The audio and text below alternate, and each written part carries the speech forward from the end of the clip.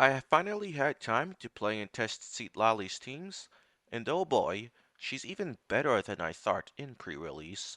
So in today's video, we'll look back and see what teams she is or isn't worth using in, and how good she is in those teams, as well as how good she is as a unit overall. Let's get started. Alright, so as we know, Citlali is primarily designed to support Pyro and Hydro DPS in Melt or Freeze teams, so that's the bulk of what I looked into. One of the teams I mentioned in pre-release is a Melt Mavuika team, using Citlali as solo cryo, but I wasn't sure how many charged attacks she'd be able to reasonably melt, so I'd only assumed one back then. But as it turns out, she can melt 4, the way to do this is, you want to jump after Mavrika's fourth charged attack hits, as this gives sufficient delay for Citlali to reapply Cryo in time. With the calcs updated to reflect that, the team's damage and DPS is just outrageously high, with Mavrika dealing over 2.3 million personal damage, the team having over 136k DPS. And as you can see in my footage, she is not far off from one rotating this local legend, which has about 3 million HP. And this Mavrika's talents are only level 6 and 7, so this is without question Mavrika's strongest team, and I think it's fair to say it's also the strongest team in the entire game, bar none. But what about the former strongest Pyro DPS, Arlecchino? In pre-release, I assumed that the team for Arlecchino would be double Cryo with Citlali and Rosaria. However, I can't recommend this team at all. It just feels horrendous to play because the radius of Rosaria's burst is so abysmal. If an enemy moves even an inch, they'll no longer be getting hit by Rosaria and she's basically just dead weight. So I'm not going to be recommending double Cryo for Arlecchino, nor anyone else. However, as it turns out, you don't actually need double cryo. You can get a good amount of melts on Arlecchino even with Citlali as the solo cryo applier. This is not something I expected to work in pre-release, but it's actually pretty simple. As long as you are careful to wait a brief moment after Arlecchino's charged attack hits before you begin normal attacking, and make sure that you do in 3D as her combo, the timing of this combo just happens to line up with Arlecchino's Pyro application after Citlali has reapplied Cryo most of the time. Eventually, Pyro will overtake, but usually not until the last or second to last combo.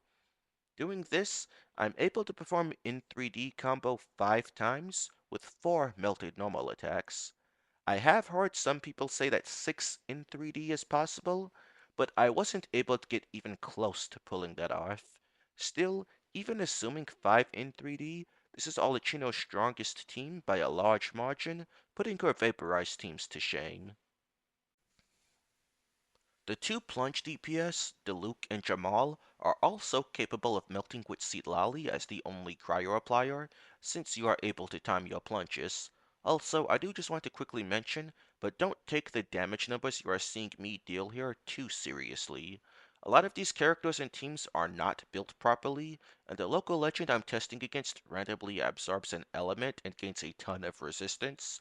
I don't know how, when, or why it does that, but it just does sometimes.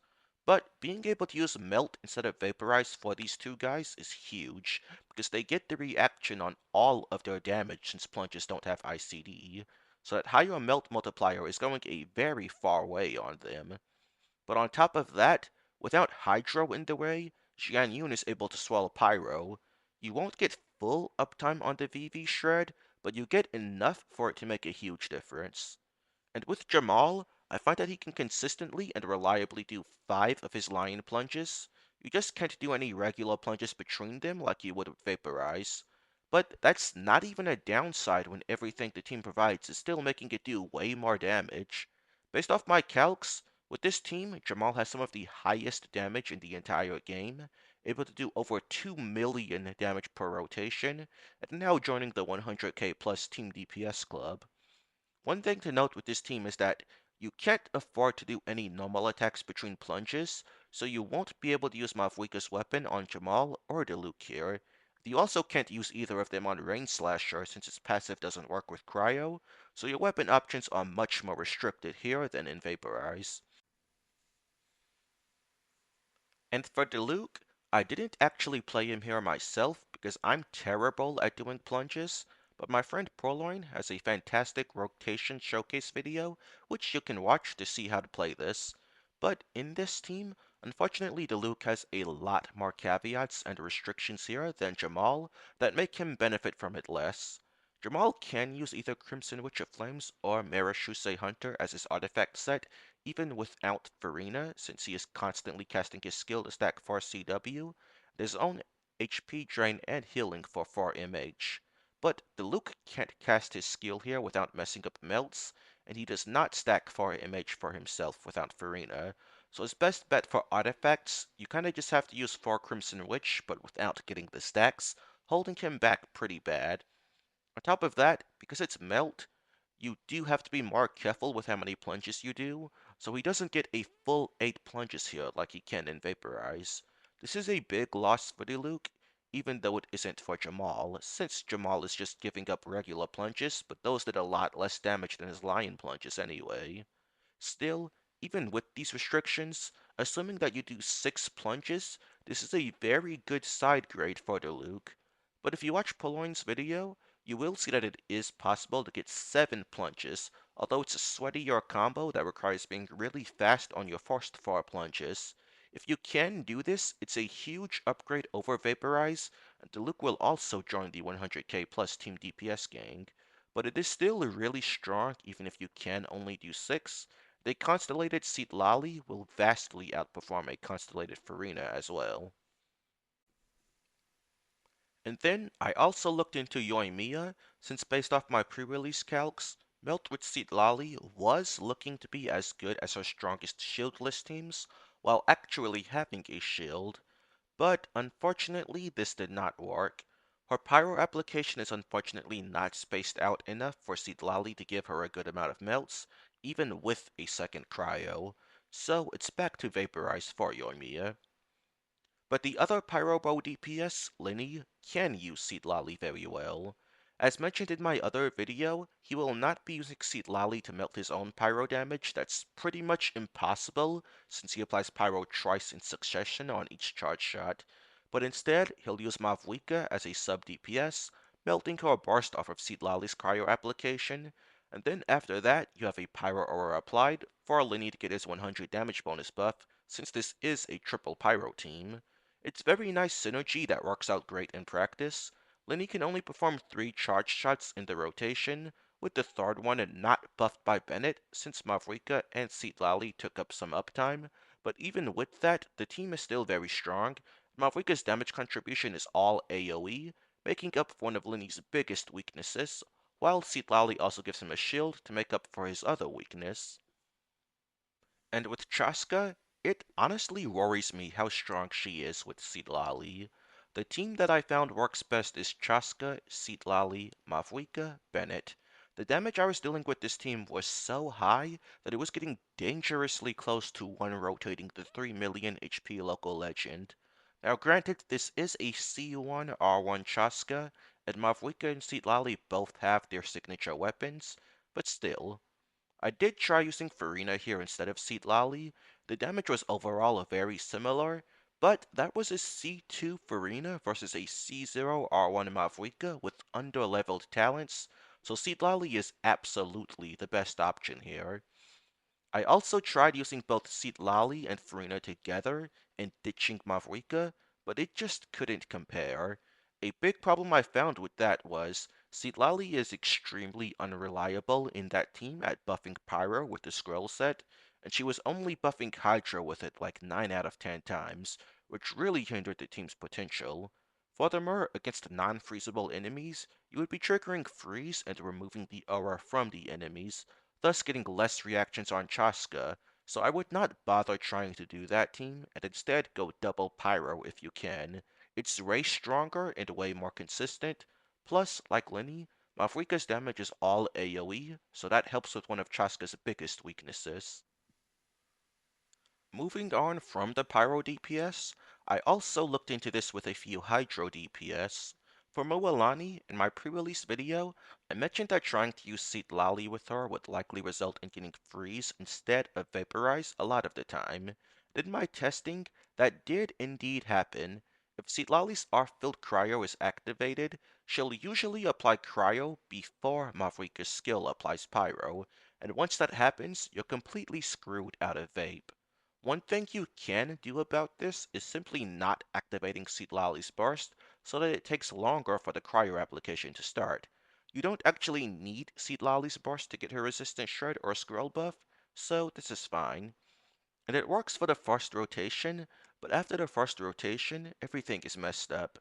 A C0 Citlali is not brinking enough compared to other units you could be using instead here, such as Mona or Zhongli if you really wanted a shield. So I really can't recommend this, but if you do have a constellated Citlali, then the amount of buffing she provides would indeed justify it, and you're probably killing everything before the second rotation can be a problem anyway, so it should be fine. I also tried to look into Citlali with Childe in his international team in place of Kazuha. I won't try and pretend to be an expert on Childe because I'm not, but Citlali provides similar damage bonus to him with less resistance shred, but better buff uptime without having to swap back to her, and can also further buff with Thrilling Tales or her signature weapon, although if Kazuha also has Freedom Sworn, that's not really much of an advantage. Logically speaking, she should be at least a side grade to Kazuha in single target here, although she lacks the grouping that Kazuha provides, so he will be far better in situations where that matters. Citlali has a much stronger C1 and C2 than Kazuha though, so a constellated Citlali should without question be an upgrade in single target over Kazuha. It's not much, but it's still nice that Child gets at least one new option for his team after nearly 5 years with nothing. And of course, we have Neuvillette, using Citlali as the last slot in a team of Neuvillette, Farina, and Shilonen or Kazuha. Here I'm using Shilonen. The damage is definitely lower with Citlali here, about 90k charged attacks with her versus 100,000 with Kazuha, so about a 10% difference. So it's pretty straightforward. Citlali will be the best option if you like playing Neuvillette with a shield, while not being far behind non-shield options. And since she's cryo, you will be getting freeze, which can have some really nice advantages against some enemies. For instance, against this local legend that I'm fighting, it kept getting frozen long enough to prolong it out of increasing its resistance during the rotation, which allowed Neuvillette to nearly one-rotate it. And then the last unit I tested Citlali with is Wanderer, using her as a shield option in his hyper carry team to provide his cryo crit rate buff and also buff him with either Thrilling Tales or her signature weapon. Unfortunately, the only way to trigger Swirl is with an Anemo character, so Citlali is not able to buff him with Scroll, and he doesn't benefit from her resistance shred. Because of that, he's getting substantially less value out of her than any other character using her. And in pre-release, I calculated her to not actually be an upgrade over Layla as a shield of a Wanderer. And after testing it, Citlali is very consistent at leaving a cryo aura for Wanderer to get his buff, but it was indeed true that she needs her signature weapon to just be slightly better than Layla. And Layla has a much stronger shield with far lower energy requirements and can afford to use Favonius as her weapon since she doesn't use a buffing weapon anyway. So overall, I don't think Citlali is worth using with Wanderer at all. I would really recommend just getting experience at playing him without a shield instead, as he does do much more damage if you do. But that's all of the teams, so let's recap. Citlali's cryo application allows her to enable Pyro DPS with decently spaced out application to melt their damage, which is incredibly valuable since melt has a much higher multiplier than vaporize, and she's giving them a ton of buffs on top of that. The Pyro DPS that can take advantage of this are Mavuika, Arlecchino, Diluc, and Jamal, while being really good for a few other teams like Chasca, Neuvillette, and Lyney as well. In particular with the Pyro DPS melt teams though, these are all very strong teams, and Citlali's cryo application is AoE, which is fantastic since some of these characters like Mavuika and Jamal have really good AoE to utilize it with. Citlali enabling forward melt like this, in my opinion, is some of, if not the most blatant power creep we have ever seen in Genshin Impact. Forward amplification reactions have always historically been difficult to pull off outside of like one or two big hits to keep them balanced. And teams that could manage it consistently would have had to make a lot of sacrifices for it, thus still keeping the balance of it in check. But Citlali is now enabling some characters that were already dealing some of the most damage in the entire game to do this, without even having to make any real sacrifices, since she works as solo cryo and provides a ton of buffs of her own, especially at C2, where she just straight up provides some of, if not the most buffing in the entire game.